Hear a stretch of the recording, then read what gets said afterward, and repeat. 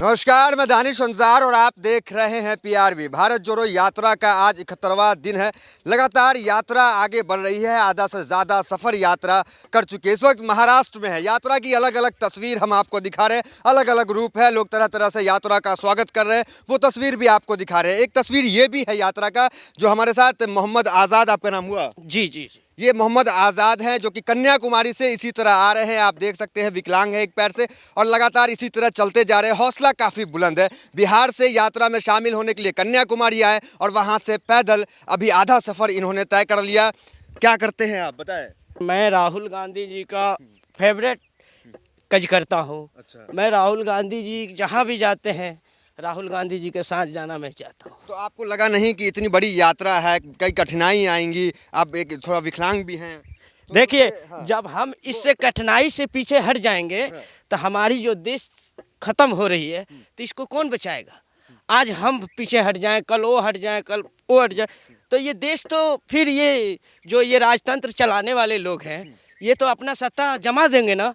तो हमको हिम्मत नहीं हारना है। जहाँ तक चलना है हम चलेंगे। यहाँ कन्याकुमारी से कश्मीर तक जाएंगे। इसको पता चल जाएगा 2024 में ये जो सरकार बैठी है ना, विचारधारा को ख़त्म करने की काम कर रही है ना। इसी के लिए हमारे राहुल गांधी जी नफरत छोड़ो भारत जोड़ो यात्रा लेके कन्याकुमारी से कश्मीर तक निकले हैं। तो कोई कठिनाई, कोई तकलीफ तो नहीं आई रास्ते में? नहीं, कोई तकलीफ नहीं। जब हमें भाईचारा रखना है तो हमें क्या तकलीफ। हमें अगर सिंगल कुछ हो जाने से अगर हमारा देश बच जाता है तो हम देने के लिए तैयार हैं।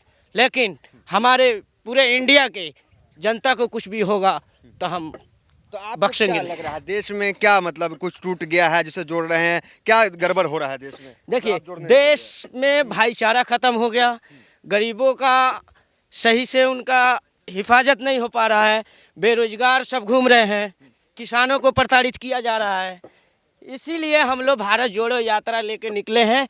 जे इसमें हम भाईचारा जोड़े, नफरत तोड़ो, भारत जोड़ो। राहुल गांधी से आपसे आपकी मुलाकात हुई, क्या कुछ बातचीत हुई, कुछ बताएंगे? राहुल गांधी जी से मुलाकात हुई। बात ये हुआ कि हम लोग जो कन्याकुमारी से चले हैं और कश्मीर तक जाएंगे, ये हमारे देश को बचाने का पहला लक्ष्य है हमारे राहुल गांधी जी का। और राहुल गांधी जी का रहा बात, जो परिवार ही देश को बचाने में ही लगा है, और देश को पूरा बलिदान कांग्रेस पार्टी का गांधी परिवार ने दिया है। राहुल गांधी जी छोटे से उम्र में अपने पिता को खोते हुए देखा, अपने दादी को खोते हुए देखा। ऐसे लोगों आज ये रोड पे हैं, उनको कोई डर नहीं है। डर तो उनको है जो अभी बैठे हुए हैं। या अगर हम पैदल चल रहे ना तो हमें कोई मार देगा। है दम नरेंद्र मोदी जी को।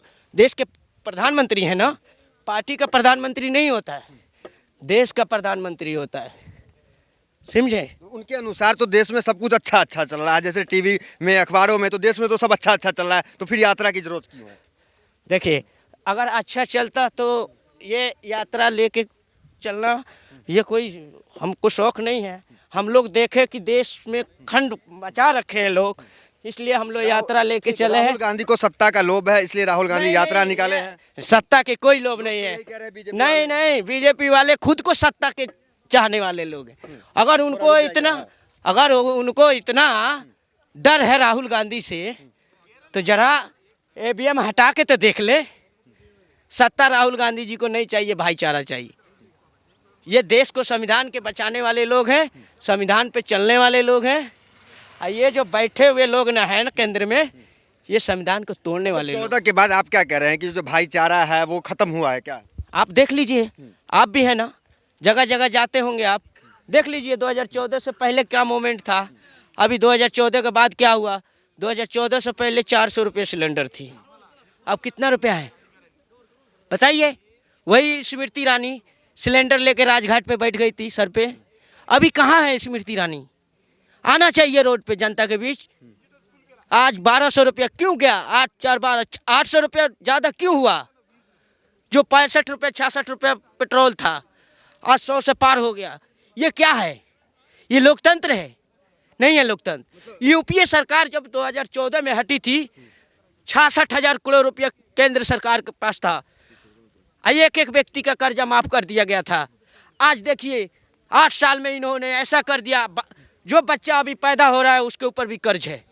कैसी सरकार चला रहे हो, क्या किए हो आप? यूपीए की पूरा दिए हुए रोड का शिलान्यास करके आप लोग दिखाने का काम कर रहे हैं। अपना प्रोजेक्ट बता दो। जो प्रधानमंत्री नरेंद्र मोदी जो 370 राम मंदिर का निर्माण, ये जो तमाम बड़े बड़े फैसले लेते हैं उस पे क्या कहेंगे? 56 इंच का तो अभी कहा जाता है ना इन फैसलों की वजह से। देखिए, एक तो ये होता है सत्ता के बल। अगर हमारे पास सत्ता हो तो हम कुछ भी कर सकते हैं। वो सत्ता के जमाव पे वो राम मंदिर का मुद्दा उन्होंने सफल किया, तो सफल कर लिए तो बना के तो दिखा दो आप। अब तो उत्तर प्रदेश में कोई मुद्दा तो रहा नहीं।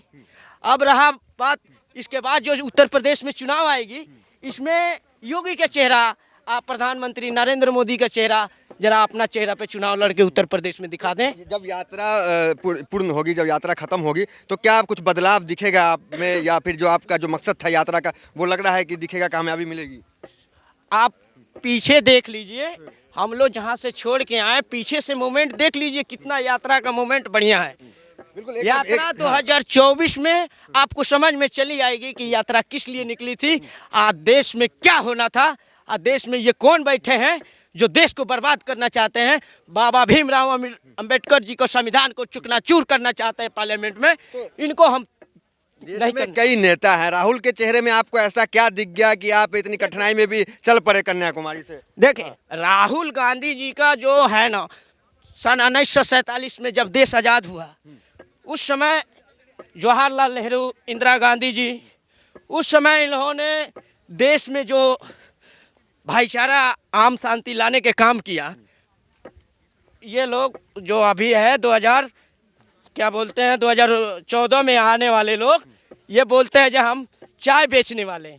महोदय, मैं भी एक गरीब घर से आता हूँ, मेरा भी बैकग्राउंड जांच कर लिया जाए। नरेंद्र मोदी जो हमारे प्रधानमंत्री हैं, वो कहते हैं मैं चाय बेचने वाला हूँ, मेरे पिता चाय बेचने वाले हैं। बोलते, सच तो बोलते हैं। कैसे? लोकतंत्र खतरा में। आप देखिए ना, सीबीआई हमारे ऊपर बैठा देते हैं, आप नरेंद्र मोदी के ऊपर क्यों नहीं बैठाते हैं? जो जब वो चाय बेचते थे, 3 बार मुख्यमंत्री रहे, मुख्यमंत्री की सैलरी कितना होता है? भाजपा कार्यालय में, केंद्र कार्यालय में पैसा नहीं था, कैसे चुनाव लड़ लिए 300 सीट को?